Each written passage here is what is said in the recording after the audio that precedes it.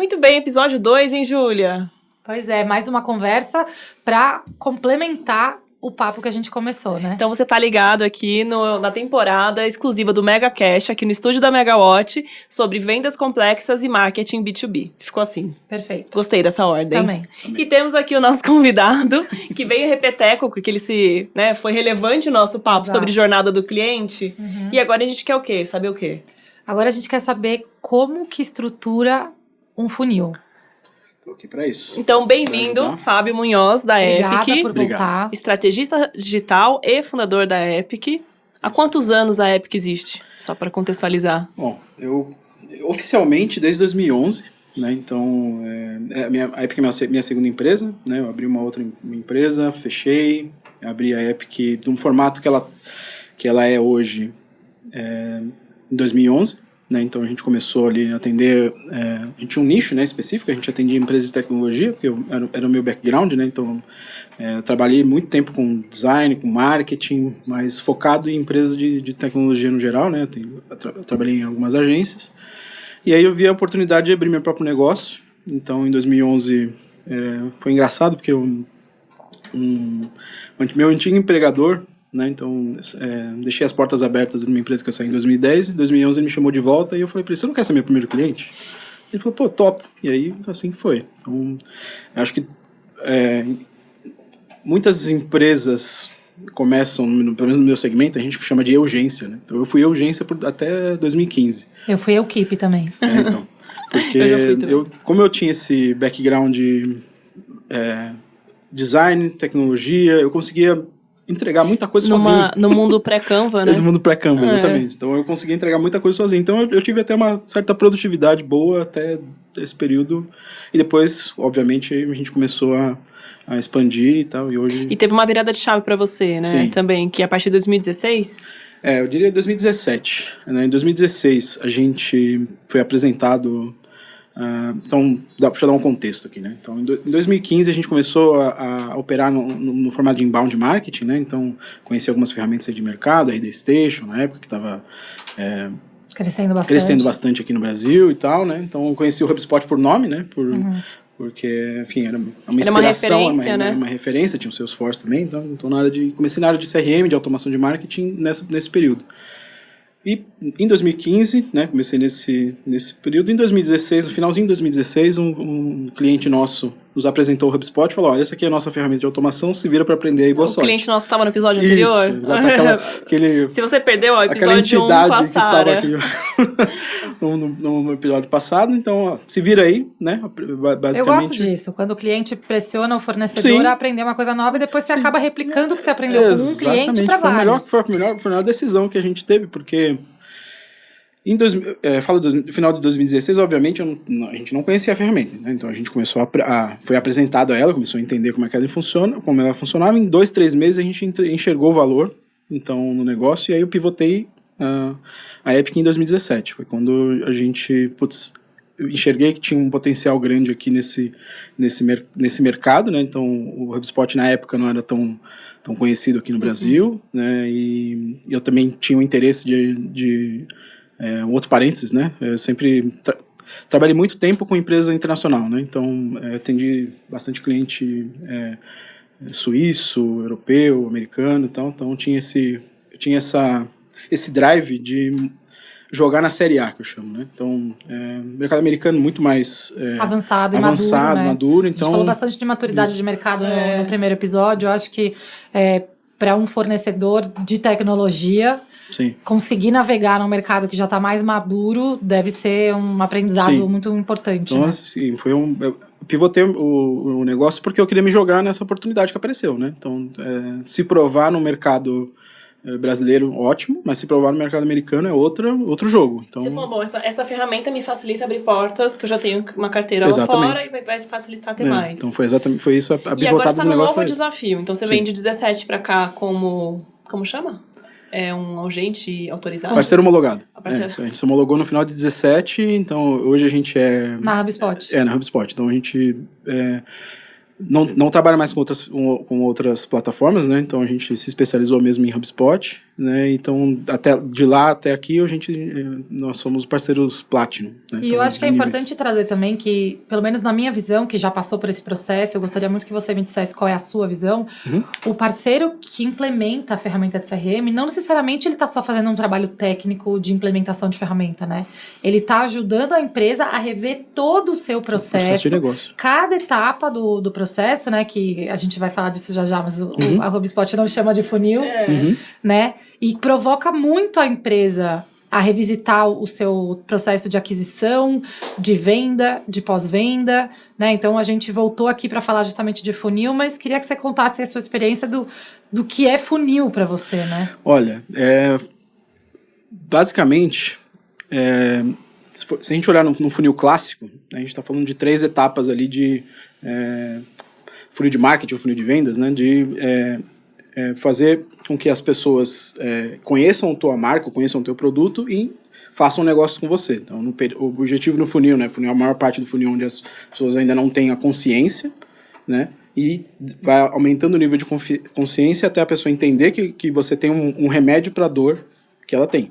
E aí, nesse fundo de funil, é que você faz uma conversão de vendas. Então, esse seria um funil clássico. Vai de uma forma bem Desde resumida. Desde a década de 50, assim. A gente está falando desse tipo de consideração. Exato. Sim. E aí, outra coisa que me fez apaixonar pelo HubSpot foi porque eles enxergam o funil de maneira diferente. Então, eles aplicaram para eles mesmos. Então, não era só uma da boca para fora, vamos dizer assim. Né? Eles testaram antes de replicar. Exatamente. Então, é o que a gente chama de flywheel, né? Então, em vez de você enxergar um funil, né, de uma maneira dessa forma, enxergar o processo como um todo. Então, ou seja, você tem uma roda onde, em algum momento dessa jornada, você aparece, né? Então, você tem marketing, você tem a venda e você tem o atendimento, que é o pós-venda, né? Que você está enxergando isso tudo como uma estrutura só, né, que você precisa diminuir a fricção para que isso. Eu vou deixar no link do episódio, da descrição, eles têm lá, Sim. né? Eu vou deixar o link do Flywheel do HubSpot. Boa. Da HubSpot? Da HubSpot, olha, gente, a plataforma. Da plataforma. É verdade, eu tava aqui no do errado. Da HubSpot, e é interessante, porque a gente vai, na verdade, né, Júlia, a gente vai aproveitar do seu conhecimento, porque Exato. A gente adora pensar em fluxo de vendas, jornada de vendas. Exato. E a gente foi impactada positivamente pela HubSpot, pela plataforma HubSpot. Pela usabilidade que ela tem. Sim. E por ela dar, acho que a gente falou também muito no episódio anterior, ela dá controle pro profissional de marketing da empresa, dá uma autonomia, né, para fazer os ajustes. Perfeito, eu acho que dá autonomia para o marketing e ela oferece uma integração que ela é necessária. Por exemplo, a gente sempre passa por uma etapa ali de vendas que todo mundo pergunta em que momento se passa o bastão do marketing para vendas. Sim. E assim, se não existe uma passada de bastão dentro da ferramenta no fluxo que foi definido, vendas não é sinalizado da entrada do lead e marketing não tem a visão do que está acontecendo com esse lead quando ele sai do pré-vendas ou do marketing. E numa venda complexa, a gente está falando também o ciclo de venda. Exatamente. É sensível. Então eu acho que essa integração, seja obviamente a gente está falando aqui do HubSpot, mas por qualquer plataforma de CRM, ela é essencial. E assim, quando a gente fala de funil, o funil, ele deve ter uma segmentação, né? Eu estudei muito funil até chegar no método que eu entendo hoje como saudável. E claramente tem uma etapa do funil que é a responsabilidade de vendas e uma que é do marketing. E como é que você junta isso e faz com que seja uma jornada fluida, né? Entre as duas áreas. Acho que vou dizer, baseado obviamente na minha experiência, mas onde os meus maiores clientes tiveram sucesso foi quando eles entenderam que era tudo uma coisa só.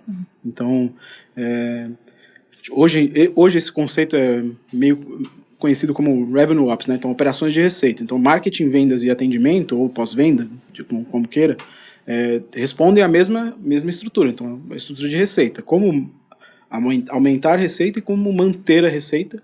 São dois pontos ali que pode ser dividido entre todas essas áreas de uma maneira mais uniforme possível. Então, se todo mundo estiver olhando para essas métricas, a coisa fica muito mais simples, né? Então, você... de um jeito ou de outro, o time de vendas, por exemplo, está esperando aquele MQL clássico, né? Então, o cara foi qualificado, o marketing qualificou esse lead para mim e vou começar. não vai começar ali, ele já está vendo. De um lugar, você já está vendo ali o comportamento desse lead, ou seja, quando você entrar para atender essa demanda, essa pessoa, né, você já tem toda... Tem quase um rating, né? Não, exatamente. A jornada inteira, você sabe onde veio, sabe por onde abordar. Exato. E eu acho que falando de venda consultiva, principalmente, e de B2B, né, que é o business to business. Que é onde a HubSpot, por exemplo, Salesforce se destacam, né? Sim. É no B2B, B2B, né? É o grande... Se bem que o Salesforce também ele vai para varejo, né? Os dois vão de alguma forma. Alcance, né? Eles têm possibilidade. Eles resolveram dois do B2B. Mas eu acho que a passada de bastão da venda consultiva, do B2B, de vendas complexas, né, quando é uma solução, um serviço de alta complexidade, tem que ser muito mais integrada. Porque você tem que, às vezes, você passa para frente um cliente que está numa maturidade XYZ, o vendedor tem que ter essa leitura. Né? Então, tipo, olha, esse cliente aqui, ele já entendeu o que é o mercado, ele só quer saber qual é a nossa proposta. Ou não, esse vendedor aqui não entende nada de mercado, então fala com ele de uma forma menos técnica. Né? Então, assim, tem uma sensibilidade maior na venda consultiva para venda complexa. E isso sofisticou muito mais com a quantidade de canais que a gente tem disponível também. Sem dúvida. Porque antes a gente até brincou, né? Às vezes era blog, né? A geração de conteúdo. E hoje, sei lá, é infinitos. Todas as redes sociais se classificam como conteúdo. Você também tem o WhatsApp, que é muito forte, uma outra forma de mandar informação e trocar com o cliente. Uma própria busca também, os ads, né? Sim. Cada rede social tem a sua própria maneira e como que as pessoas se comportam dentro dela. Então, fala-se muito, né, B2B, um pouco mais difícil você engajar em rede social, né, porque enquanto a pessoa não está procurando, não está... Como que você gera demanda para uma pessoa que nem sabe que aquilo existe, né? Ela está navegando, ela está passando o feed e você do nada tem uma oferta para ela, né? Não tem, é muito desconexo. Isso é o que o mercado de energia passa hoje, né? A gente quer vender mercado livre de energia para 200 mil consumidores que não fazem a menor ideia que isso existe, como funciona, e nem muito menos que ele pode economizar. Ele tá lá fazendo o feed dele de memes, né? Exatamente. Reduz essa conta de 35%. É um negócio que, assim, como reter essa atenção também, né? Que é outra discussão na era das redes sociais. Atenção é o novo petróleo, né? Que é o que dizem, mas... Mais do que dados. É abrupto, né? Então, a gente tem que entender que a pessoa que tá falando especificamente de Instagram, a pessoa no Instagram ela não entrou no Instagram para procurar ads. Para receber ads, né, no caso, para procurar um serviço. Então, você tem que, de alguma forma, entender para quem que você está oferecendo o seu serviço, e como você está oferecendo, e em que momento que essa pessoa está recebendo ele. Você tem uma estratégia que você gosta de usar o Instagram como segundo momento, não é? Sim. É isso que eu ia perguntar. Você que tem tantos cases, conta pra gente qual que é o flywheel, ou o funil, ou jornada de compras, vendas ideal que você... De acordo com os cases que você tem. Vendas complexas. De vendas complexas. Deixa eu dar um contexto, então. Então, como a gente estrutura a forma do cliente vender dentro do CRM, então a gente está olhando para o CRM o tempo todo para tomar decisão e para mover de acordo com as etapas do flywheel. Perfeito. Certo? Então, um pouco menos consciência, mais consciência e tudo mais. Então, a gente... quando a gente está prestando serviço de performance para os clientes, por exemplo, a gente precisa de geração de demanda, né? Então a gente tem um framework lá de trabalho que a gente vem desenvolvendo ao longo desses anos aí, porque a gente nichou em B2B, então a gente conseguiu entender mais o comportamento nessa estrutura. Então a gente utiliza 80% do foco é fundo de funil, ou seja, pessoas que têm uma dor, que estão procurando um remédio. Certo? Então a gente pega ele ali do meio pro fim do funil. No seu mercado é economizar com energia. Exatamente. Exato. Então assim, com a gente... CNPJ, né? Em alta tensão. A gente vai pegar esse cara nesse momento. Só que tem esses 20% a 30% que a gente tem uma estrutura que a gente chama de inbound ads, né? Então que a gente monta uma estrutura para ficar usando remarketing ou usando uma estrutura de conteúdo mapeada, né? Então você tem os seus conteúdos que são importantes para qualquer jornada, né? Para você educar o teu cliente. Tem que estar mapeado por funil.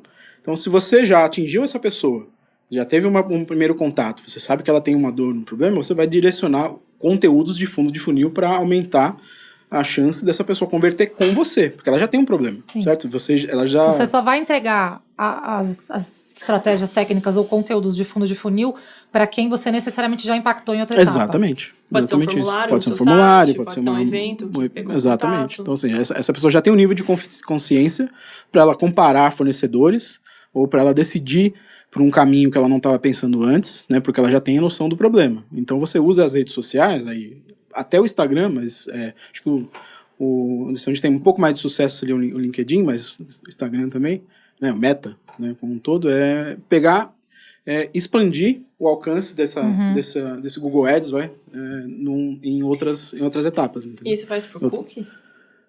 Pode ser por cookie ou por first party data, que é o que a gente começou discutindo um pouco no outro. Desculpa, repete pra mim. First party data, que é assim. Mais um termo que a gente vai ter no nosso dicionário. Vai ter no e-book aqui, ó, no link do episódio. O mercado está mudando para esse modelo de first party data. O cookie é que eles chamam de third party data. Então, ou seja, por que eles chamam de cookies de terceiros? Porque é um third terceiro party em inglês é terceiros. Terceiros, exatamente.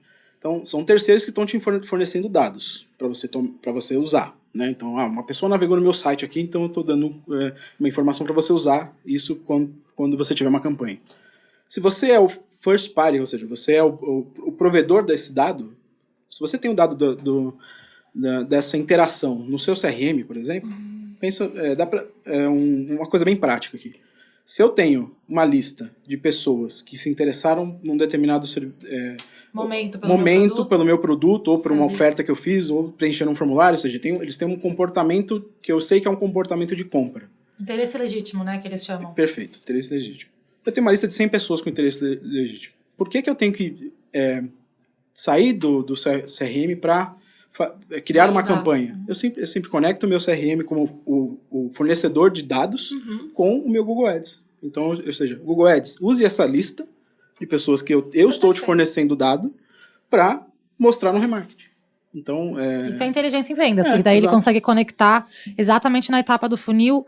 Isso é automatizado? Por exemplo, se a pessoa está... A gente estava falando há pouco aqui, antes de entrar no ar, sobre o funil empacado, né?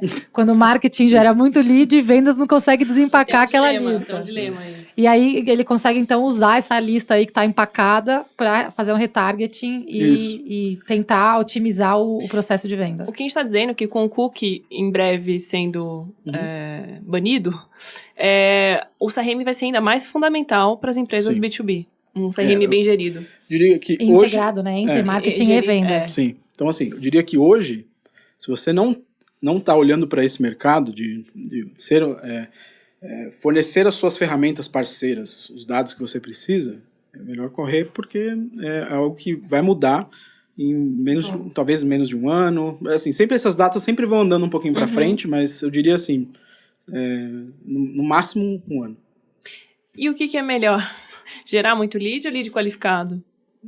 Olha, eu vou dizer para você assim, eu aprendi... Qual é a receita do bolo? Porque... Eu aprendi que pelo menos para os clientes que eu trabalho, né? Então, claro, a gente pode até discutir questões de metas, né? Onde a gente teve maior sucesso, clientes, eu quero vender. Então, se eu gerar um lead qualificado no mês que feche a meta, que seja qualificado e que feche a meta, é o suficiente. Entendeu? Então, eu sempre olho para gerar qualificado. Se a meta for receita, né? Não market share. Porque também tem a meta de vendas que é market share. Daí não importa o volume da venda, você precisa abranger mercado. Sim. Onde a gente normalmente trabalha com geração de demanda mesmo, né? Então, para B2B. Então, normalmente, a gente não começa nenhuma campanha, por exemplo, não começa nenhum trabalho sem montar um dashboard de receita. Ou seja, perfeito. Onde estamos hoje? Perfeito. Você tem uma receita de X, pode ser MRR ou pode ser venda... O que é MRR? Receita recorrente. Então, Monthly Revenue... Recurrency. Obrigado, é isso aí. Então, receita recorrente, normalmente SaaS trabalha muito nesse modelo de MRR, perfeito. Né? Então, porque é tipo uma assinatura, né? Uma mensalidade. Exatamente, uma mensalidade. Então, assim, você tem... onde eu estou nesse momento no MRR, onde eu quero chegar, o que eu tenho que fazer para chegar nesse número. Então a gente estrutura as ações de marketing e vendas para chegar nesse número. Chegando nessa estrutura, como eu cresço esse número sem aumentar o meu funil? Envolve o time de atendimento para municiar o time de vendas a vender mais para aquela mesma base. Para aqueles mesmos clientes. O que a gente chama de upsell, né? Seria upsell. E quando a gente falou no outro episódio... A gente tá on fire aqui agora, hein? A gente pegou. A gente falou no outro episódio sobre plano de 100 dias, né? Se faz sentido. Se você pegasse um cliente do zero, que está começando uma empresa nova. É maduro o suficiente para saber que vendas e marketing vão atuar juntos. Exatamente. E ele tá... E ele vira para você e fala, me diz por onde eu começo. Como eu começo a fazer marketing? Qual é o primeiro canal que eu tenho que começar estruturando e o que eu tenho que fazer primeiro? Tá, diria o seguinte, não dá para dividir performance e conteúdo. Então, melhor. Não dá para separar? Tem que separar. Ah, bom. Só que não dá para dividir a responsabilidade dessa forma. Então, assim, a gente tem que... o que eu diria, montaria a estrutura dentro do CRM, então traria todo esse time de marketing e vendas para trabalhar no mesmo lugar, para não ter essas quebras tanto de experiência de uso de ferramenta, como até de integração mesmo, né? Por mais que seja... as ferramentas conversam entre si, mas sempre tem um gap. Quando você viu, você está com 5 ferramentas diferentes. Exatamente. Então você focaria para ter pré-vendas e vendas e pós-venda, todo mundo no mesmo lugar. Na mesma plataforma. Então, para não complicar o stack, né, que a gente chama. Né? Então tem um stack mais simples. Tendo essa base solidificada, começaria com performance, fazendo pesquisa de mercado e pesquisa de quais são as palavras-chave que o teu consumidor usaria para comprar o seu serviço. Mesmo sem fazer branding, sem fazer awareness, nada, só como ferramenta de teste. Exatamente, porque assim, você vai utilizar essa tração que você vai ganhar com essas palavras de fundo de funil para municiar o time de conteúdo e o time de branding para criar algo mais perene. Que legal! Perfeito! Entendeu? Você começa o funil ao contrário, mas para gerar valor. Exatamente, tem que gerar o valor mais rápido possível, porque assim, tem que pagar a conta, certo? Qualquer empresa vai nascer para pagar a conta. E aquelas ferramentas de pesquisa de palavra-chave, funcionam? Olha, no Brasil? Porque nos Estados Unidos a gente sabe que elas funcionam. Uma nota com SEMrush, por exemplo, mas eu acho que vale cada centavo. Né? Porque não dá para começar chutando. Eu queria mais informação. Performance, então, para você, como que além de fazer a pesquisa dessa dor, desse produto então, que foi entregue para você estruturar, o que mais que é a performance em si, a estruturação? Você tem que criar uma estrutura para geração, que você tenha uma previsibilidade de geração de demanda para o teu time comercial ter para quem vender, certo? Então, você vai descobrir as palavras-chave do teu nicho para saber, tá bom, e quanto que custa essa brincadeira. Então, para você poder saber, quando eu tiver uma estrutura otimizada, claro que demanda tempo, né? Então, não é um negócio que você começa do dia 1 já performando. Vai ter muita... você vai...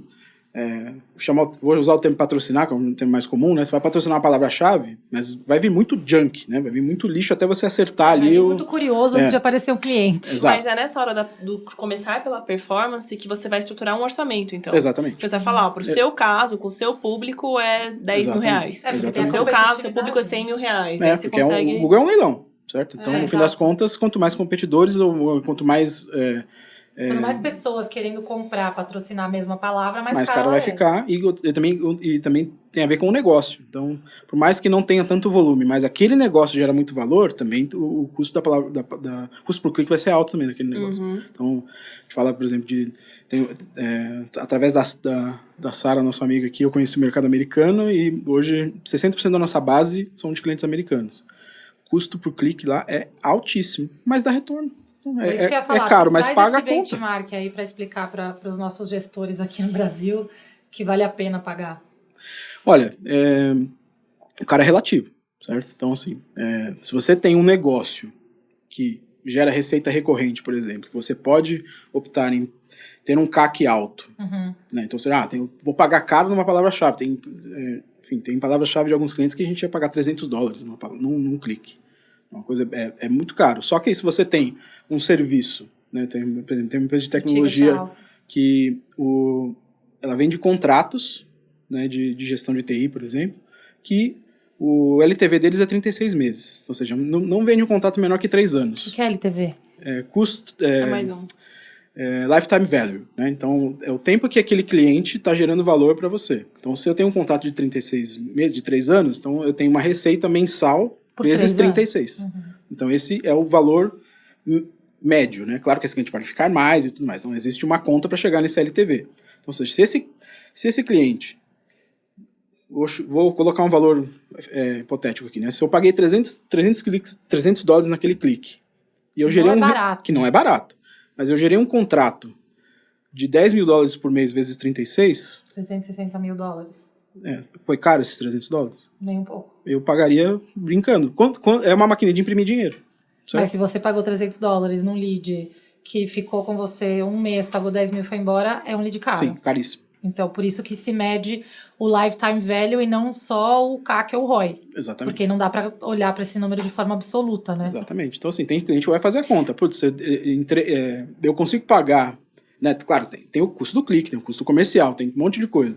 Mas, para um cliente começar a dar lucro para mim, 4 meses, por exemplo, né? Então, no SaaS existem serviços que você pode cancelar a qualquer momento, por exemplo. Então, se o cliente cancela no primeiro mês, você tem um problema de serviço ou um problema que você não vendeu a sua oferta de uma maneira correta. Porque se ele saiu no primeiro mês, alguma coisa está errada. Porque aí não certo? É só o CAC, né? O CAC é um dos elementos, porque se você não tiver uma estrutura de marca, um treinamento de atendimento, se não tiver um onboarding bom.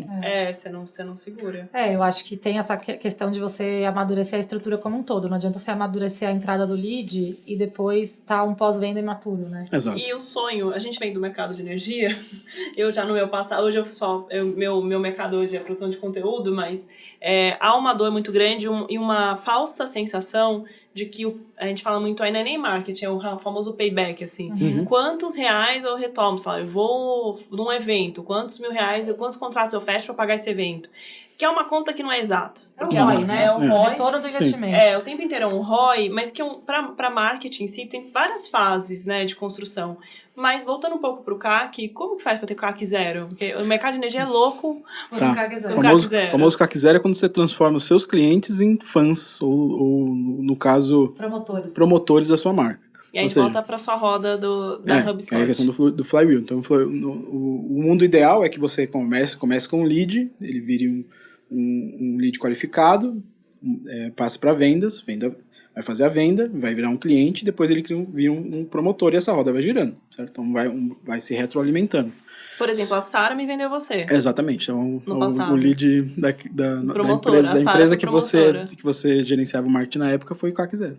Né? Então, você cria uma estrutura de referidos, né? Então, que vender por referência pode ser uma ciência escalável, pode ser escalável, né? Então, se você cria mecanismos Inclusive, tem empresas que fazem só isso, né? Programa de indicação. Exatamente. Então, tem participo de um programa de mentoria do Flávio Augusto, que é um dos fundador da WhatsApp.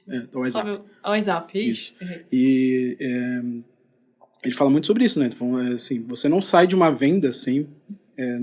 você fez uma venda, seu cliente está satisfeito, você não sai daquela mesa sem pedir um referido, que você vai alimentar seu funil para a próxima, e é um lead muito mais qualificado. Perfeito, porque ele já vem com uma indicação. Já vem com uma indicação, exatamente. Esse insight aqui, que é óbvio que precisa ser dito. Óbvio que precisa ser dito, exatamente. É tão simples quanto isso. Para ferramenta de parceiro, para relação de parceiros, que está sendo também constituído do mercado de energia, é muito interessante, né? Muito. Buscar o referido também. Perfeitamente. Pra agilizar. E dos dois lados. O parceiro indicando um cliente, que é o que, né, é o acordo que a gente tem com ele, né? Porque muitas vezes ele traz da carteira dele de um outro serviço o mesmo cliente para o mercado livre de energia. Então, isso é muito interessante. Né? Porque ele, às vezes, já tem um relacionamento com aquela empresa e ele só traz mais um valor agregado para a relação dele com o cliente. Então, ele agrega mais valor para o vínculo dele com o cliente e ainda consegue gerar uma receita para a empresa da qual ele é parceiro. E parceiro indicando parceiro. Sim. Porque ele pode chegar para um colega dele e falar, olha, eu tô fazendo isso nesse mercado aqui, a gente tem um perfil parecido, acho que para você também vai fazer sentido. Tá. Óbvio que é uma concorrência, mas é uma concorrência saudável. Às vezes eles têm carteiras de clientes diferentes, às vezes eles estão em regiões do Brasil diferentes. Então, o potencial de indicação, ele não é só de cliente para cliente, ele é de parceiro para cliente e de parceiro para parceiro. HubSpot, como parametriza parceiro no HubSpot? Bom, tem duas formas. Porque esse Brasil é feito para parceiros. Eu diria o seguinte, se você tem grande. uma conta... Tem 3 níveis de conta, né, no HubSpot. Tem o Starter, para quem está começando mesmo, então tem ferramentas mais básicas. Inclusive, ali o parceiro pode contratar para cuidar da base dele, exatamente, né? Que é menos complexa. Sim. Tem a versão Professional e tem a versão Enterprise. Na versão Enterprise, você consegue criar objetos customizados, então não vai ficar só... Campos específicos de conta. O HubSpot funciona... basicamente em 4 objetos que a gente chama, né? Contato, empresas, negócios e tickets de atendimento. Né? Então, esses seriam os objetos principais. Quando você tem uma versão mais avançada, você consegue criar seus próprios objetos. Aí você cria parceiros, contratos. Isso vale para outros CRMs também? Vale. Salesforce também dá para fazer isso.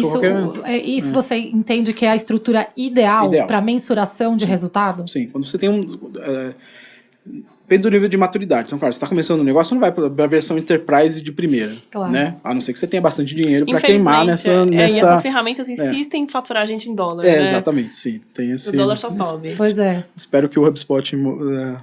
Fica a dica, né? Pessoal, vamos emitir nota fiscal, por favor.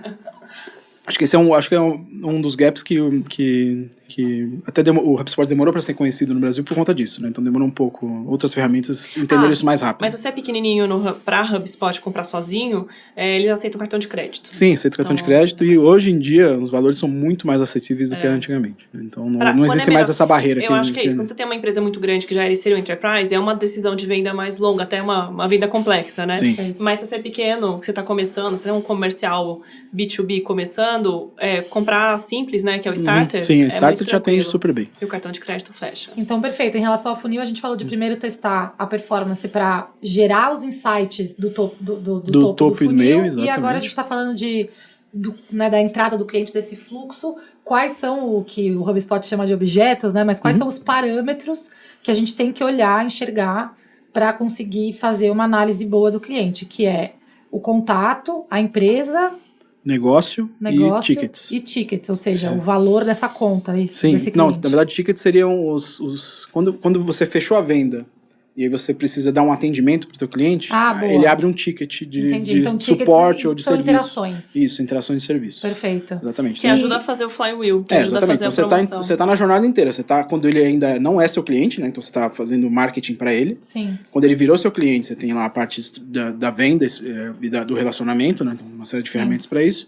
E quando ele virou seu cliente e está sendo atendido, né? Você tem ali a visibilidade. Então, o time de vendas tem a visibilidade que existe um ticket de atendimento aqui para esse cliente, que ele falou com tal pessoa, que ele teve esse problema, que foi resolvido. Perfeito. E tal. Então... Aproveitando que você está falando de ticket, eu queria trazer uma discussão aqui que pode ser polêmica, mas é real. Recentemente, acho que todo mundo deve ter visto o vídeo do Mark Zuckerberg agradecendo o Brasil por ser o maior país no WhatsApp. Sim. E a gente ainda insiste em fazer aquisição por e-mail. Sim. Então, no país do WhatsApp... Que é mais, aliás, acho que ele ganha mais dinheiro no WhatsApp no Brasil que em qualquer outro país. Com certeza. Sim, com certeza. No país do Zap Zap. Vale a pena ainda colocar outras técnicas como mala direta, envio de folder offline, e-mail marketing. No fluxo de vendas? Offline, acho que só se for um mercado muito específico, acho que a gente tem a maturidade digital. Se for mandar um brinde bom, vale, né? Agora a gente está falando da nossa... mas aí o aqui não fecha. Nós, dando um contexto, né? Estamos em São Paulo, né? A gente está ciente que existe tem a nossa visão, nossa bolha. O Brasil tem diferença. Por exemplo, a rádio para marketing é importantíssima em certas regiões. Então, assim, dado esse contexto, a gente está falando de vendas B2B numa escala maior, eu acho que a parte offline é mais para relacionamento. Ou seja, nada vai superar, né, falando de culturas, né? Então, a cultura latina, né, no brasileiro, enfim, na América Latina em si, valoriza bastante a parte de relacionamento. Então, essa parte offline pode ser automatizada por gatilhos do seu CRM. Perfeito. Então, eu acho que ainda funciona se você tem aquele tiro de sniper, assim, bem focado. Bem focado. Isso é uma coisa. Outras ferramentas, e-mail marketing ainda funciona bem para os seus clientes de vendas complexas, de B2B. O e-mail ainda é uma ferramenta? É uma ferramenta. Para comunicação, para aumentar o nível de consciência, para informar, né? Então, sobre novidades e tudo mais. Então, assim, ainda tem um papel interessante aqui. Mas, na hora de converter, quanto menor a fricção, melhor. Então, por que não o WhatsApp, que é a ferramenta que as pessoas estão mais acostumadas a usar? Então, você e agora tem integração nativa no HubSpot. Sim, exatamente. Então, você tem que ser... Professional. Então, exatamente. Tem essa pequena limitação aí. Então, assim, qualquer uma das... Ou marketing ou atendimento que você tiver no nível professional, você já consegue integrar nativamente no WhatsApp. E qual que é o primeiro momento do funil que faz sentido, porque se você entrar em contato com uma pessoa que nunca ouviu falar de você por WhatsApp, parece invasivo. Sim. Tipo, como é que você conseguiu meu telefone? Primeira coisa que a pessoa pensa, né? Sim. E qual é o primeiro momento, né? Ou seja, talvez vamos pensar quais são as técnicas principais de cada etapa do funil. Quando você tá lá em cima, conteúdo e palavra-chave. O objetivo sempre é aumentar o nível de consciência. Então, lá no topo, a pessoa nunca ouviu falar do seu segmento, nunca ouviu falar que é possível economizar com energia. Então, você precisa conta de entender. luz, né? Quem fala energia é o povo técnico. É verdade. Vamos ser mais direto, né? Então, ela já fez a análise de performance. Ela tá com a palavra-chave dela. Então, você precisa mostrar para as pessoas que esse mercado existe e que é factível para ela. Né? Então, você tem que criar conteúdo, criar estratégias para que essa pessoa enxergue que existe esse mercado e que te enxergue como uma opção viável. Porque, obviamente, que ela vai entender que existe um mercado e que vão ter outros competidores também. Então, você trabalha para concorrência. Para concorrência, exatamente. Então, se a maré sobe, todos os barcos vão subir. Então, a gente tem que pensar nisso, né, de alguma forma. Né? É um mercado que todo mundo vai se beneficiar se tiver uma awareness maior, né? Então, eu gosto de dar esse exemplo, falando especificamente sobre esse assunto, né? Então, falando de mercado. Pegando o paralelo nos Estados Unidos, por exemplo, eles pensam os negócios de uma maneira um pouco diferente, eu admiro muito isso. Pega o mercado do futebol, por exemplo, né? Que eu gosto de futebol, eu acompanho. A Liga Americana de Futebol, eles chamam de MLS, né? Você imagina, por exemplo, no Brasil, para quem gosta de futebol, um Flamengo pagando o salário de um jogador do Corinthians, por exemplo, do São Paulo? Não faz sentido, certo? Na MLS funciona assim. Todos os donos dos clubes são sócios da Liga. Então, ou seja, o Messi, falando a Liga paga 60% do salário do Messi, que joga no Los Angeles, e 40% é o Los Angeles que paga. Então, ou seja, Los Angeles ou Miami? Agora não lembro. Acho que é Miami. Miami, acho que eu tô falando. Não lembro. Até onde eu lembro, paga o salário do Messi. Eu acho que é o Beckham.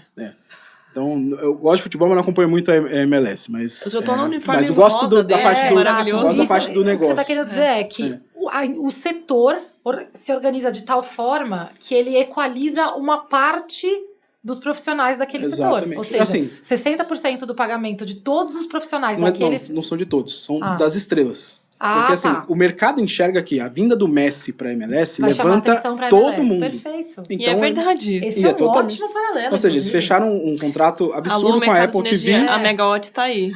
Porque exatamente. Os profissionais qualificados também. Então, se a gente parar para pensar que o mercado é algo grande para todo mundo se beneficiar, perfeito. Começa essas brigas. Nesse ponto, realmente, a maneira de fazer negócio dos americanos é muito eles são muito direto, mais pragmáticos, né? Sim, direto, práticos e sabe uma coisa que eu acho, que eu sinto muito, eles não têm vergonha de querer ter sucesso. Imagina. Eles não têm vergonha de dizer que eles são ambiciosos. A gente aqui tem um pouco dessa polidez meio... Não tem vergonha de falhar também.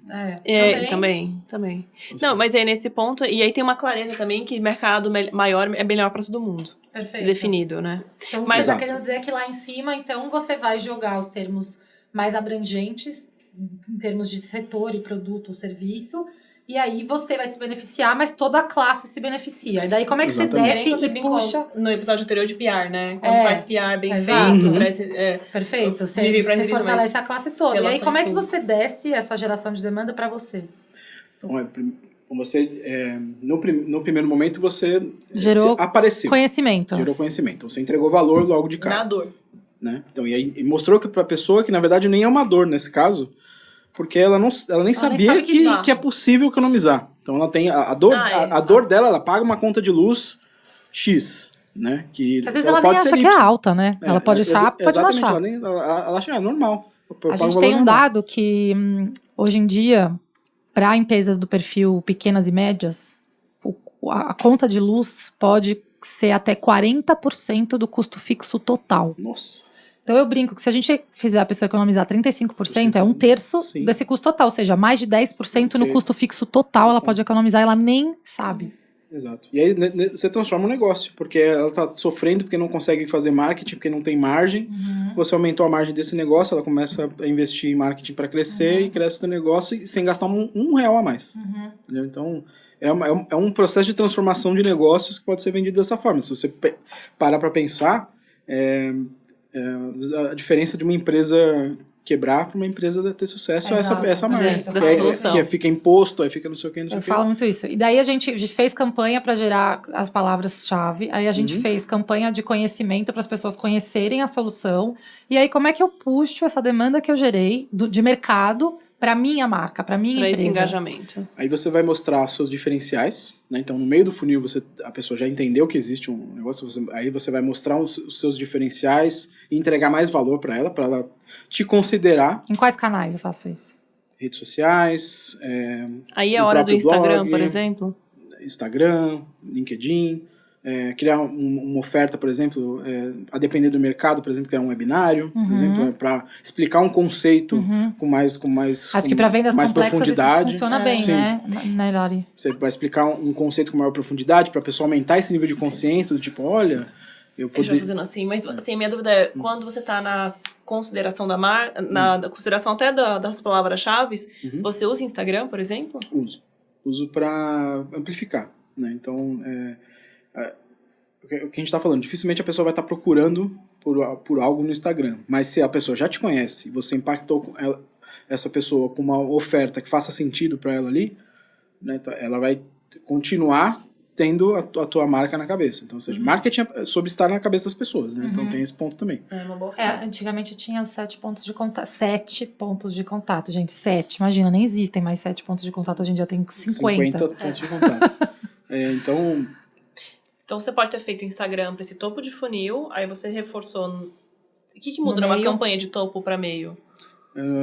Para Instagram, por exemplo, que é imagem, muita No topo imagem. você não deveria estar querendo vender, né? Exatamente. Você não está querendo vender Você no topo. está dando impressão, você quer impressão. Você quer impressão, você quer mostrar que você existe e que, no caso de vocês especificamente, que esse mercado existe. Tá. Né? A partir do momento que esse mercado existe, você pode mostrar casos de sucesso, você pode mostrar outros pontos não só a economia, mas, por exemplo, sustentabilidade. Você pode mostrar outros pontos para juntar, e aí, nesse meio fazer essa funil, conta. você quer um clique. Sim, aí nesse caso aí você entrega algo um formulário, e você pede alguma coisa em troca. Né? Então, normalmente, o funil clássico de inbound vou te dar um conteúdo, você me dá seus dados. Né?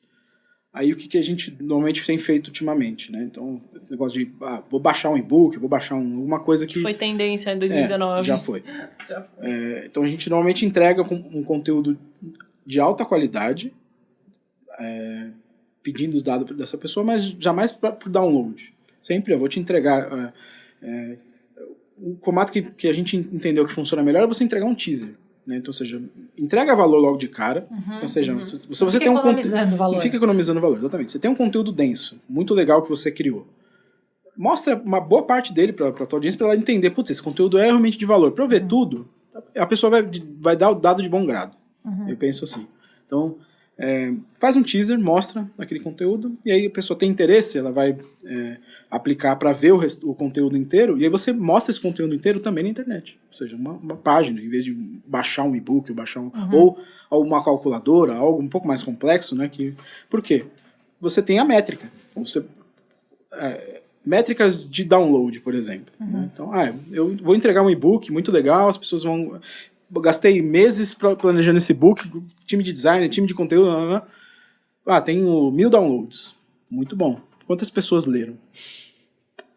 Quantas pessoas gostaram? Quantas pessoas te procuraram depois para entender mais sobre o seu produto? Se você coloca esse conteúdo em um e-mail, você consegue ver rolagem, né? Permanência. Exatamente. Por exemplo, o HubSpot te dá essa informação. Sim, te dá as métricas de interação. Então, ou seja, eu tenho uma página, por exemplo, eu gosto muito do CMS do HubSpot, né? Que você constrói não só... CMS é o site, né? No front. Seria a ferramenta de gestão de conteúdo, né? Então tem site, blog, landing page, tudo isso dentro da mesma plataforma. Se está tudo vinculado, como a gente falou lá no começo, entreguei esse conteúdo de qualidade. A pessoa preencheu lá um formulário, nome, e-mail e telefone. E acessei a versão completa desse conteúdo. Eu tenho todas as métricas de ferramentas de UX ou a própria ferramenta de engajamento para saber, esta pessoa baixou esse conteúdo nesse dia, ela leu no outro dia, passou 15 segundos, passou 1 minuto lendo meu conteúdo, ela foi até o final, ela não foi, ela clicou em alguma coisa, ela saiu. É hora de mandar um e-mail. É hora de mandar um e-mail. Então, você não está sendo invasivo. certo? A pessoa... Ou um WhatsApp até. Ou WhatsApp, exatamente. Então, assim, nessa etapa do funil já vale mandar um WhatsApp. Né, exatamente. Então a pessoa não vai ser uma grande surpresa ela receber um contato. Eu ainda acho que o WhatsApp, esse ativo, ele tem que ter mais cuidado. Parcimônia. Então, na maioria dos casos, o que eu faria? Você identificou um comportamento de interesse do teu lead ali naquele conteúdo, você oferece a opção, olha, tô aqui, hein? Quando você quiser. Uma opção pra gente falar pro WhatsApp. Por exemplo, você oferece um e-mail falando, olha, pode falar comigo por WhatsApp. Isso. Você tá no seu site com um botão gigante de WhatsApp, assim? Exatamente. Então você oferece essa possibilidade. É sempre melhor, né? Que senão o contador... É muito caro você ser proativo, né? No toque do WhatsApp. Sim, porque tem o custo, né? Então, ou seja, normalmente pode ser que isso mude, mas hoje até 1.000 mensagens por mês de marketing no WhatsApp Business não é cobrado. A partir disso, mais de 1.000 conversas, né? Que ele tem uma conta lá de interação. Depois de 24 horas ele conta com uma segunda conversa. Então não é bem 1.000 conversas de uma vez, né? Então você pode gastar isso com o mesmo cliente. Com 300 leads, por exemplo. Você pode gastar esses 1.000 com 3 interações diferentes. Mas além dessa questão do custo, tem a questão de às vezes a pessoa não quer ser incomodada naquele ponto. Então, você oferecer a possibilidade da pessoa entrar em contato com você naquele conteúdo de e-mail, acho que é um pouco mais... a chance de você ter um sucesso ali é um pouco maior. Quando você tem uma indicação específica de levantada de mão, que a gente chama, então, ou seja, ele está no fundo de funil, ele está com uma dor, você entregou um remédio. Aí você enviar um WhatsApp é perfeito, porque a pessoa está esperando para resolver aquele problema dela o mais rápido possível. O WhatsApp é o mais rápido possível. E quando os clientes não têm paciência, o que você faz? Porque tem um problema no marketing comercial juntos, quando estão com muita pressa, o mercado está abrindo. Hipoteticamente falando, assim. Às vezes acontece, assim. É uma dor, assim, acontece. O mercado abriu, você ainda não é maduro o suficiente. É uma ansiedade muito grande de conversão. Como você recomenda, assim, para os seus clientes, quando estão com essa pressa toda? Quando a gestão tem pressa de vender, né? A gestão tem pressa de vender uma venda complexa. Eu diria o seguinte, não tem almoço grátis. Tá? Então não dá para fazer algo... Eu amo essa expressão. Não é? Amo. Não dá para fazer algo com performance bem feito do dia para noite. Sem ter completado algumas outras etapas do funil. Então, assim, não dá para sair pulando etapas. Então, você vai ou você vai gerar leads desqualificados, perfeito, ou você vai queimar um lead que era qualificado no momento errado. Então, você tem esses dois problemas. Você não deu atenção. Então, assim, é melhor você vender pouco, mas com qualidade e conseguir escalar, né? Então, você tem um plano para isso, né? Então, no primeiro mês eu não quero vender, não dá para vender 1.000, sendo que você nunca vendeu 1.000 antes. Então, vamos etapa por etapa, e aí tem que esperar o tempo de maturação, até para o próprio Google Ads, por exemplo. Né? Você sempre fala isso. Então, porque tem um tempo de aprendizagem do próprio machine learning do Google Ads, por exemplo. Eu não consigo gerar resultado para um cliente em uma semana. Quanto é esse tempo hoje? Porque eu converso com muita gente, inclusive eu tenho também uma parceira que trabalha para mim nos anúncios, tem as pessoas internas da empresa que entendem do assunto, tem os meus amigos de mercado, eu participo de alguns grupos como o GLA, que é o Growth Leaders Academy, o B2B Insiders, e eu tô sempre no meio dessas discussões e, assim, não existe um senso comum mais. Tem gente que fala que uma campanha rampa em 2 dias, tem gente que fala que demora no mínimo 15. O que você recomenda e enxerga com seus clientes? Para B2B, normalmente... Detalhe, ainda tem esse detalhe, tem esse detalhe, então, depende muito da tua oferta, né? No que você está, e qual é a plataforma. Se você está começando do absoluto zero, menos de 45 dias, eu acho... Loucura. Loucura, porque assim, você pode até ter algum resultado, mas ele não é escalável. Você não consegue dizer o porquê que você gerou aquele resultado. Sim. Entendeu? Você não tem nem mínimo de dados para aprender sobre isso. E dentro do perfil de cliente que você trabalha hoje, né, que a gente está falando aqui de B2B, vendas complexas, imagino que você tenha alguns setores diferentes ou você trabalha só com SaaS? Não, eu trabalho com...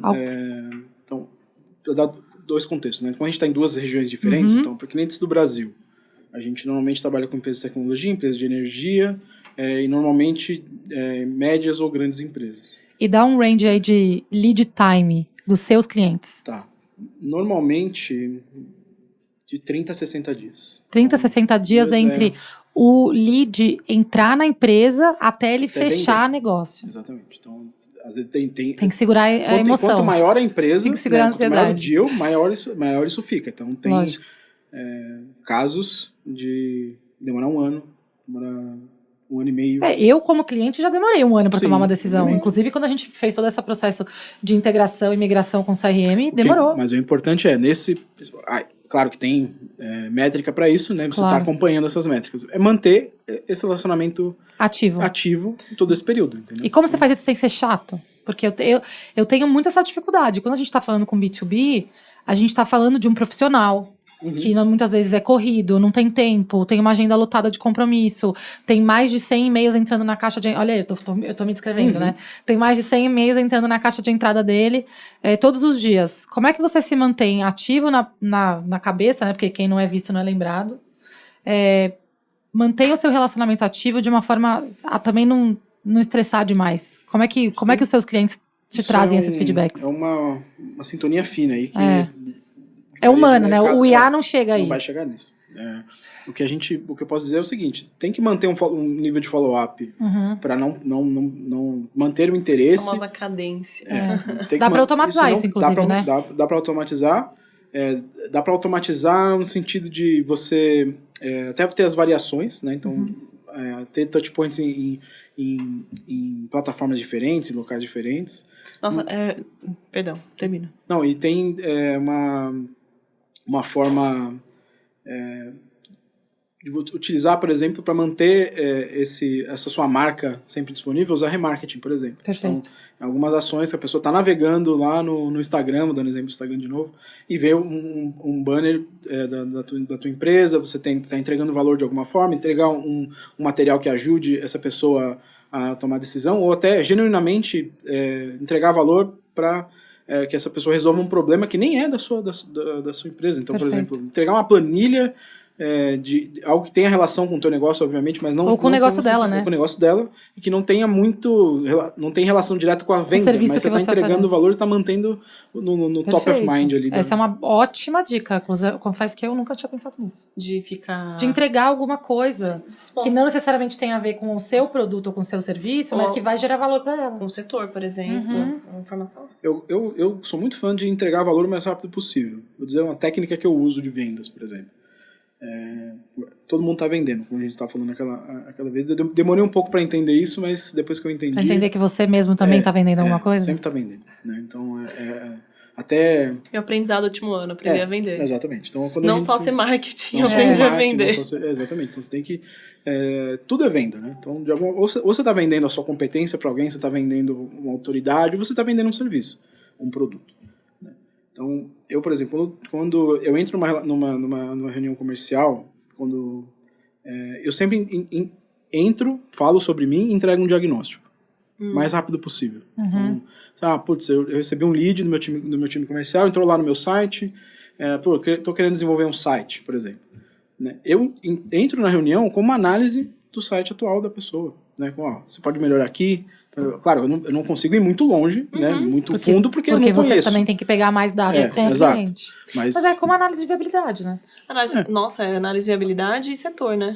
Então, assim, por que não? Se você conseguir fazer isso com a menor fricção possível, por que não entregar o mais rápido possível o valor para esse possível cliente? Eu fecho todos os projetos você investe um tempo, às vezes, para fazer uma análise que acaba não gerando isso é muito interessante. O mercado de energia é muito curioso, porque ele tem essa dor de produzir o marketing estratégico, né, e fazer a jornada de vendas, mas ele tá, há 1000 anos fazendo análise de viabilidade, dando essa autoridade o tempo inteiro.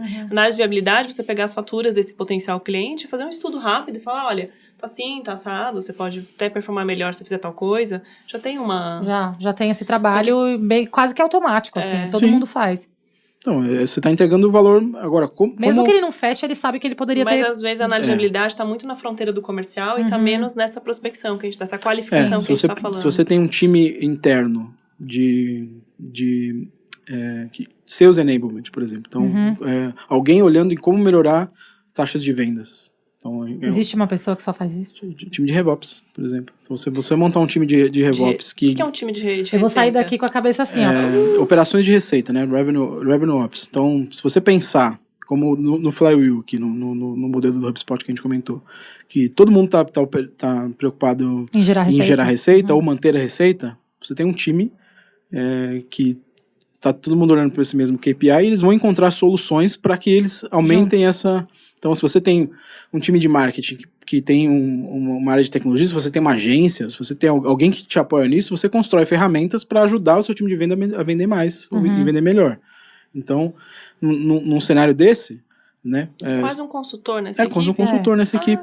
E também aquilo que a gente estava falando porque venda consultiva, né, ou vendas complexas, como você falou, quando a gente chama de lead time, né, o ciclo de venda. Ciclo de venda, sim. Né, ele é longo, né, e acho que o marketing tem a proatividade de chegar para o time de vendas e falar o que está acontecendo aqui nessa etapa, né, ou se você precisa de alguma ajuda para desencavalar essa venda aqui que está parada há muito tempo, porque eu já vi casos de ciclo de vendas em energia muito maior do que 60. A média é 45 dias no atacarejo, né? No varejista.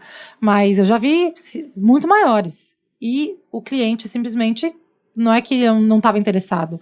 Ele, talvez naquele momento, não estava com tempo. E daí o CRM nos ajudou a enxergar aqueles leads perdidos e falar, tá bom, o que eu vou fazer aqui? Eu vou simplesmente descartar ou eu vou tentar requalificar toda essa base e ver o que vem? Porque daí também é um lead que você já considerava perdido e muitos deles voltam quando você manda aquela mensagem, olha, você não tive mais retorno seu, infelizmente agora...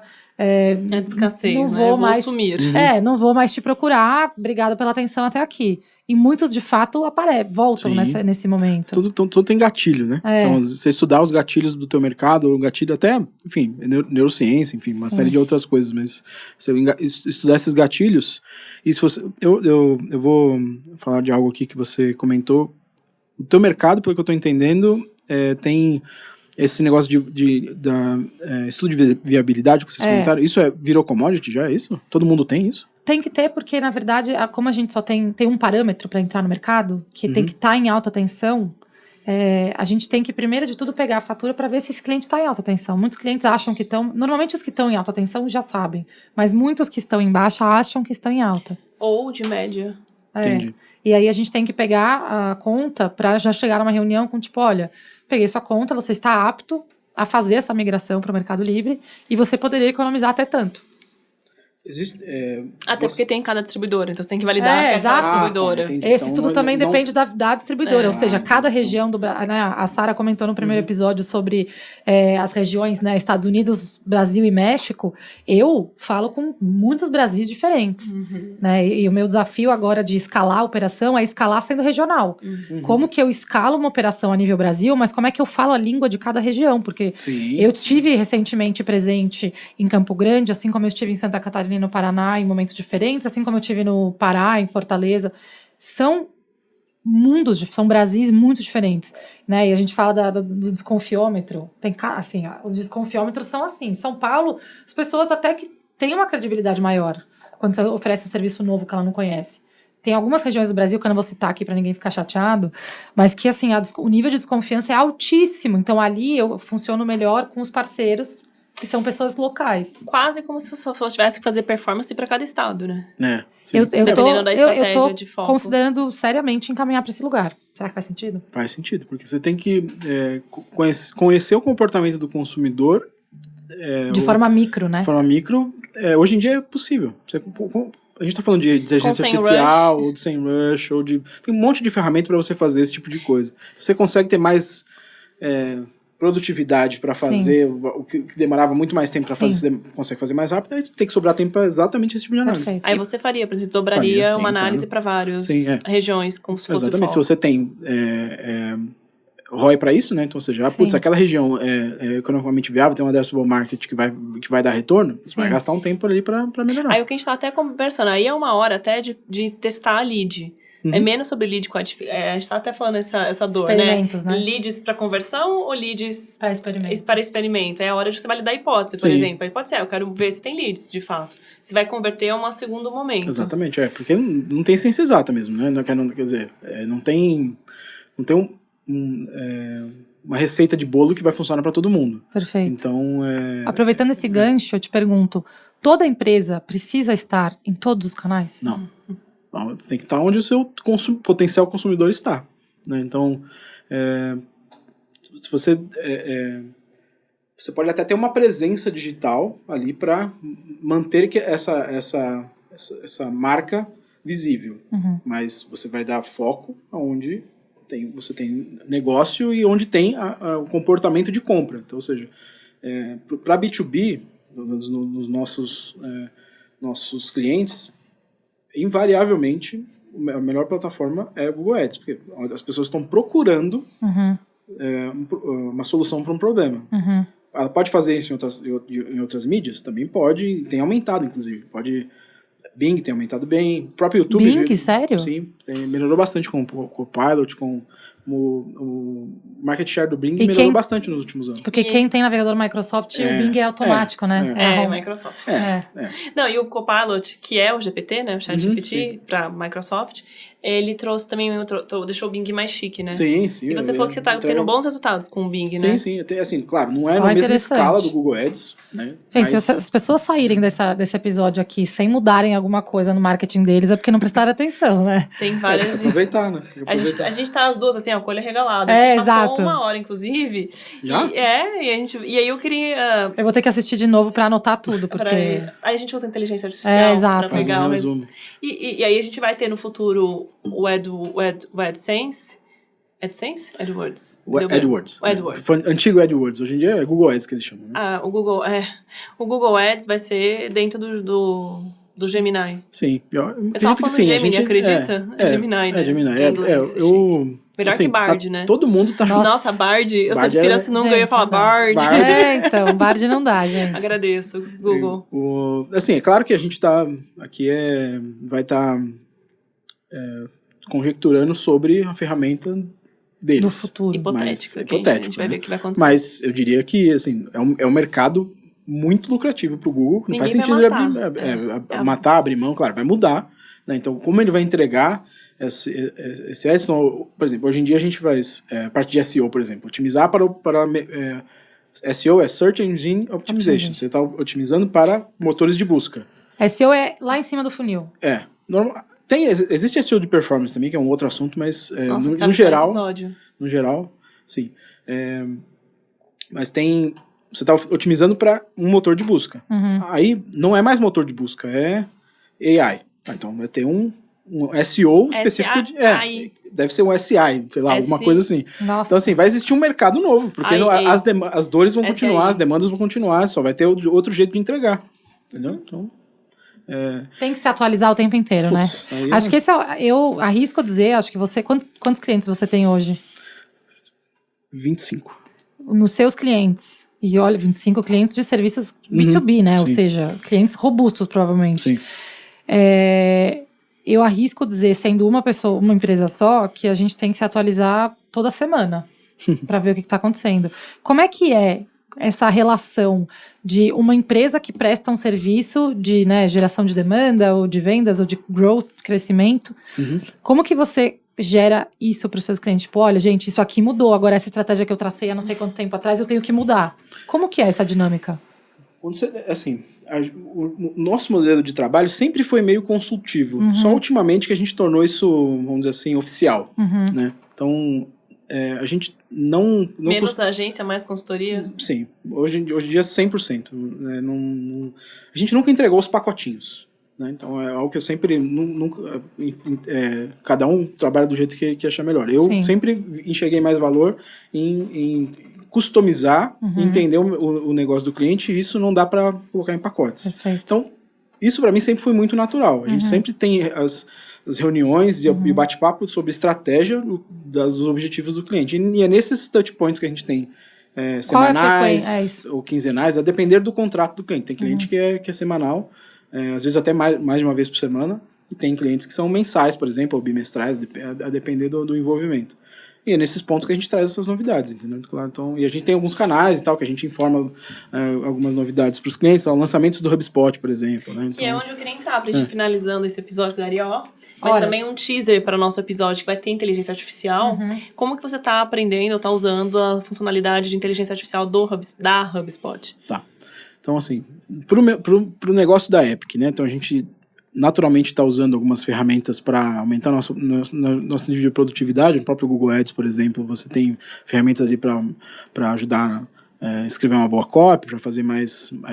e principalmente para gerar insights, né? Então, eles fazem análises em grandes quantidades de dados que a gente não tem como fazer isso manual, ou demoraria muito para fazer, né? E dentro do HubSpot, existe um setor específico do HubSpot só para AI. Então, eles estão adicionando AI, features de AI para cada variação da plataforma. Então, ou seja, hoje tem... eu consigo montar uma landing page, por exemplo, fazendo prompt, né? Então, eu escrevo uma landing page, ele gera lá se você já tem as configurações, ele gera uma landing page através do prompt. Ele gera posts automaticamente no blog. Por exemplo, você define lá o assunto que você quer, ele vai gerar o post para você. Ele pode gerar as imagens, por exemplo, do blog, ele não precisa de um designer para fazer. Você vai lá e pede via prompt. Então, assim, todas essas funcionalidades mais comuns do ChatGPT que a gente tá descobrindo, elas estão integradas de alguma forma dentro dessas... então, assim, até pequenas coisas do sentido. Quando a gente vai montar um relatório ou uma automação, por exemplo, né? A gente cria o título da automação, o que ela faz? Tem uma descrição, às vezes as pessoas esquecem de preencher. Você pode clicar num botão, ele vai ler a automação que você fez, às vezes uma automação super complexa, ele vai criar um resumo. Porque essa automação faz? Ela cria uma lista, manda um e-mail para... Isso é muito bom para handover, né? Se muda, se a gente... Então você cria documentações... chega outro, se muda uma gestão, você consegue ter tudo muito óbvio ali. Você tem uma ferramenta para gerar relatório via AI. Então você cria eu preciso saber a taxa de conversão do formulário de fundo de funil. Ele vai lá e gera um relatório para você. Então, assim, essas coisas eu uso o HubSpot, nem sabia disso aí. Tem você precisa tem uma configuração dentro do HubSpot lá que você autoriza ele utilizar as ferramentas de AI. Então precisa dessa autorização. Eu uso bastante AI para gravar reunião e gerar para mim um relatório da reunião. Sim. E eles também... Qual que você usa? Hoje eu estou testando duas, na verdade. Eu uso bastante o Read AI, mas eu estou testando, acho que é TLD. Eu estou usando Fireflies. Porque eu tentei usar essa no começo. Tem uma boa que dentro dele tem um negócio que chama Ask Fred. E aí você clica lá e ele te fala tudo que você foi citada na reunião e quais são os seus actionable items, ou seja, onde você precisa agir ou atuar. Sim. Tipo, me deu uma corda? Tipo, é isso. Ao invés de você sair da reunião com aquele caderninho cheio de to-do, ele te dá o to-do. O Firefly foi a primeira que eu testei. Isso só funciona para call, né? Sim, reunião presencial, sim. Isso não funciona. Sim, essa foi a primeira que eu testei na época, mas não funcionava bem em português. Não funciona não. Não funciona ainda? Eu parei. Qual que você tá usando em português? Melhorou, tá? Read.ai. Essa é Oi? Read.ai. Read de leitura, né? No descritivo do episódio. A gente já fez reunião com ela, é muito legal. Sim, ela gera bons... Em português funciona bem. Eu acho que esses são os lugares onde a gente tem que otimizar o AI e não ter medo dele, né? O AI pode funcionar como um trabalho operacional que só consumia o nosso tempo estratégico. Exatamente. Né? Que é onde muito no episódio anterior a Sara e vocês conversaram sobre esse ganho de eficiência das agências e como as empresas também que estão com a área de marketing se relacionam. As empresas que estão com a área de marketing se relacionando com as agências também vão ter que... Sim. O operacional tem ficado cada vez mais fácil de fazer, né? Então o que vai diferenciar um do outro é ter uma boa estratégia. Então para isso você precisa... Agora... sai o tempo de dedicação para aprender como funciona uma ferramenta ou algo específico para o tempo de dedicação em estudar o negócio do cliente, por exemplo. É isso que vai mudar o jogo. Os porquês não morrem, né? Sim. Por quê e para que eu tô fazendo isso? Eu acho que o estrategista ou o profissional estratégico, ele nunca vai perder espaço. Porque tem uma leitura humana né, dos dados, uma análise, uma interpretação que eu acho que o AI ainda vai demorar muitos anos para conseguir chegar. Então, eu acho que é isso, né? Otimizar o operacional e usar o seu tempo economizado com estratégia. O que eu tenho lido, assim, eu concordo com algumas pessoas que têm dito isso, que você não vai ser substituído por uma IA, você vai ser substituído por uma pessoa que usa bem IA se você não correr atrás. Perfeito, acho uma ótima colocação. Agora, talvez em alguns anos, ele substitua efetivamente, mas por enquanto acho que o cenário é esse. Você precisa aprender a usar para poder estar no mesmo nível de competitividade / produtividade das pessoas que usam. Perfeito. Perfeito, acho que a gente fica em fases, né? Essa primeira fase, essa frase cabe bastante. Exato. Acho que fica a provocação para o próximo, né? Fica, pra gente ter essa curiosidade, né? De como aplicar em negócios atuais. Obrigada, Fábio, por ter vindo aqui hoje. Foi incrível, acho que foi uma aula, né? Não foi só um episódio, Sim. Foi uma aula de como trabalhar todas as etapas, seja funil, seja flywheel, e acho que muita lição de casa para o pessoal que está aqui ouvindo a gente implementar novas estratégias e experimentações aí no seu funil de vendas. E essa temporada sai muito dessa nossa angústia, né? Sim. De ver o mercado crescendo de energia para marketing e essa falta de conversas, né? De estrutura e de insights, assim. Foi muito rico mesmo. E como as pessoas te acham? Vamos ver se o seu funil... www.epic.digital, tem o nosso site, estou presente no Instagram, no LinkedIn, muito mais no LinkedIn do que no Instagram. Como Epic Digital também. Epic Digital, Fábio Munhoz lá no LinkedIn também. Os descritivos, então aí vocês vão poder testar essa sequência aí de conversas, né? Exato. Vamos testar o meu funil. Vamos ver se seu funil orgânico tá funcionando. Isso aí. Tá certo. Obrigada. Boa, obrigada, Fábio. Foi um prazer conversar com você nesses 2 episódios e a gente se fala em breve. Um abraço. Obrigado. Bom, e não esquece de curtir aqui esse episódio, Exato, curtir. Se você ainda não segue o canal da Megawatt, começa a seguir, porque ainda tem mais episódios pra você ver. Tô usando sua expertise de marketing. RP, hein, Júlia? Total. E indica pra aquele amigo aqui nos comentários. Conta pra gente o que você vai implementar depois de assistir esse episódio, que eu quero saber. E depois desse episódio, a gente vai descobrir como liberar esse e-book. Exatamente. Que eu acho que não vai ser mais PDF. Não.